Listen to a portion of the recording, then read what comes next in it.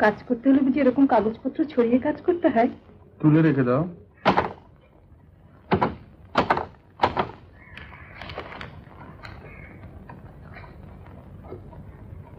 এসব আবার কি হচ্ছে?